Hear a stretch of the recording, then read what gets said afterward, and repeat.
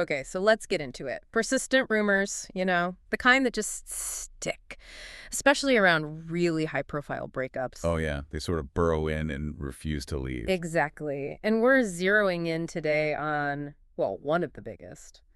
The whole Jennifer Lopez and Alex Rodriguez split, J.Lo and A-Rod. And specifically that lingering connection, that sort of footnote involving Madison LeCroy from Southern Charm.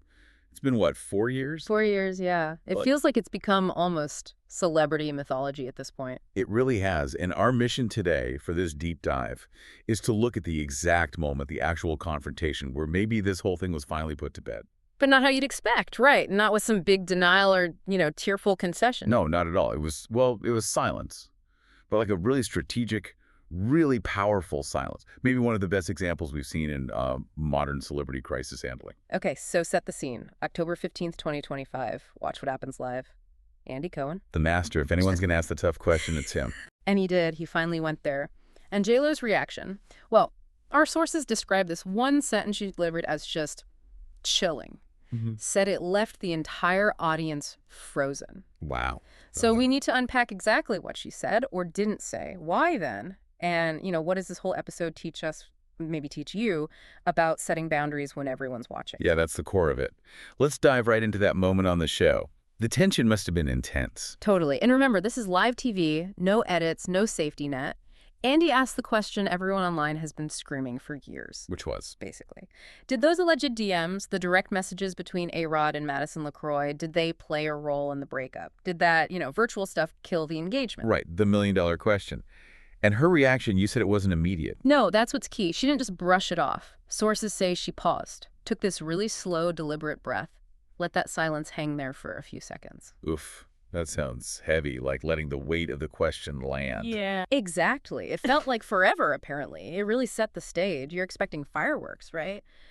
But the drama was different. It was controlled, managerial, almost. Okay, so what did she actually say? She looked right at the camera, or maybe just past Andy, total finality in her voice, and said, I really have nothing to say about my personal life anymore. I feel like I'm done with that. Wow. I feel like I'm done with that. That's direct, almost cold, considering the topic. Right. And the audience reaction wasn't gasps or shock. It was applause, like this wave of support. They got it. They understood she was drawing a line. Yeah, it was like she commanded this protective energy from them, like saying, ask all you want, I don't have to answer. It was a boundary. That makes sense. She didn't deny it because that keeps the story alive, right? J.Lo denies. Exactly. And she didn't confirm anything, which would just fed the gossip machine. She just sidestepped the whole thing, declared it irrelevant to her life now. Like flipping the page, right there on live TV, making the question itself seem old, outdated. Well, pretty much. But to really get why that was so brilliant, strategically, we got to rewind. This wasn't just some random decision. It came after 4 years of constant pressure. Right, back to 2021. The origin story of this whole mess. You have to remember the chaos back then. The split was very public, very drawn out, and then boom, this rumor surfaces. And the source was that Southern Charm reunion show, wasn't it? Where Madison LeCroy was kind of cornered about it. Yeah, she was put on the spot. And she confirmed, okay, yes, she had exchanged DMs, direct messages with a, quote, prominent baseball star. Didn't name A-Rod, but everyone knew. Of course. The media immediately jumped on it as, like, proof of something happening. But LeCroy was really careful, or tried to be, about the physical part. She strongly denied ever meeting him, anything physical, no secret trips, none of that. Right. She drew that line clearly. But then she dropped the line that kept this whole thing breathing for years. Her summary of it all was just messages. So many messages. Oh, so many messages. That implies a lot. Even if it wasn't physical, it suggests a significant connection, right? A digital thing. Totally. It cracked the door open for 4 years of questions. Did J.Lo know? Did she see them? Was this the final straw? Did this digital connection break their trust? And those questions just never went away. They followed J.Lo, even as she moved on, got back with Ben Affleck.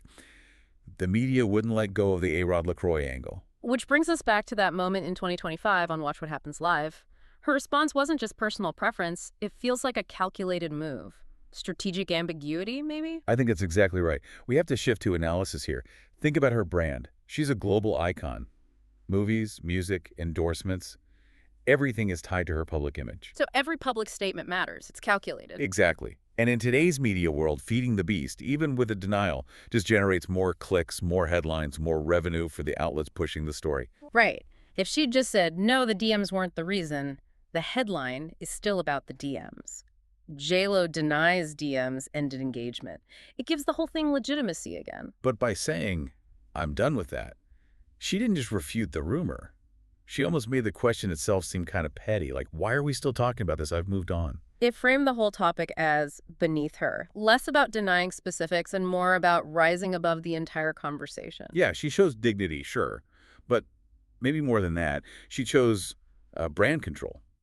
She chose peace over rehashing old drama. She basically told the world, I decide what parts of my past are up for discussion. Which is huge for someone under that kind of constant scrutiny. Think about it.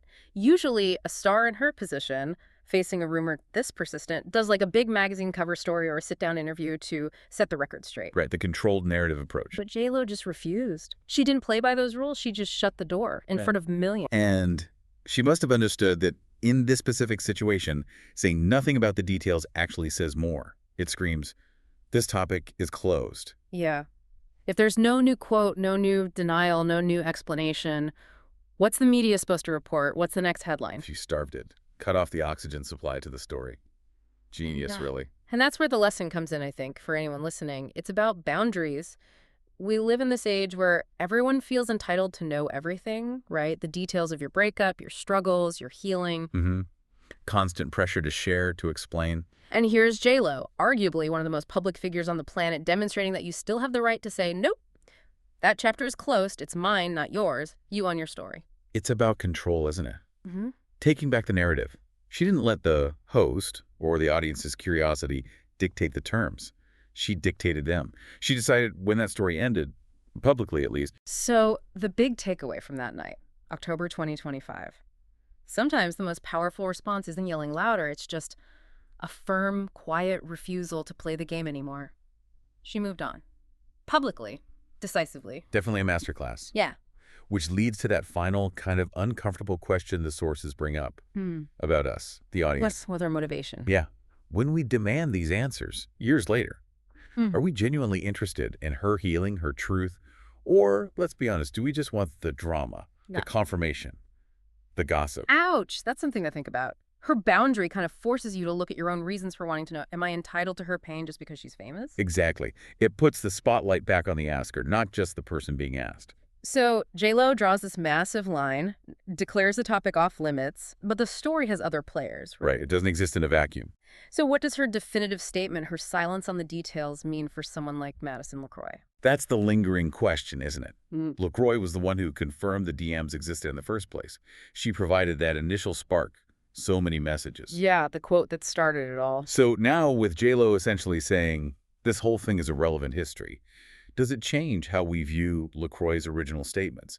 Does that so many messages line now sound different? Less like a bombshell, maybe more like a footnote J.Lo refuses to even acknowledge. It kind of leaves LeCroy's part of the narrative hanging there, redefined by J.Lo's refusal to engage further. Interesting. It absolutely shifts the weight. J.Lo's silence creates this vacuum, potentially changing the gravity of everything said before. It's fascinating.